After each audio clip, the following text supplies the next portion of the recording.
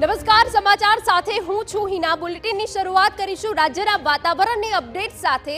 તો હવામાન વિભાગે આગાહી કરી છે અને તે વચ્ચે ખેડૂતો માટે ફરી એક વખત માઠા સમાચાર સામે આવ્યા છે। વિગતો આપી દઈએ કે જ્યાં હજુ એક દિવસ સહન કરવો પડશે કમોસમી માવઠાનો માર। જી હા, ભાવનગર, અમરેલી અને ગીર સોમનાથમાં કમોસમી માવઠાની આગાહી વ્યક્ત કરાઈ છે।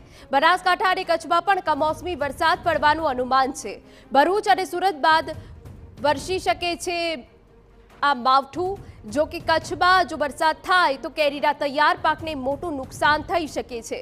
હવામાન વિભાગે આગાહી વ્યક્ત કરી છે તે અનુસાર ભરૂચ અને સુરતમાં બરબાદીનું માવઠું થઈ શકે છે।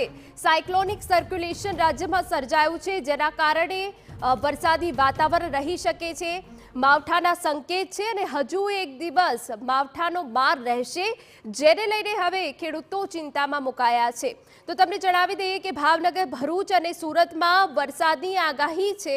ખેડૂતોમાં ચિંતાના વાદળ જરૂરથી છવાયા છે। એ સિવાય જે સાયક્લોનિક સર્ક્યુલેશન સર્જાયું છે તેની અસર દક્ષિણ ગુજરાત પર પડી શકે છે। સાયક્લોનિક સર્ક્યુલેશનની અસરથી દક્ષિણ ગુજરાતમાં વરસાદ પડે છે તો કેરીના પાકને મોટું નુકસાન થાય છે।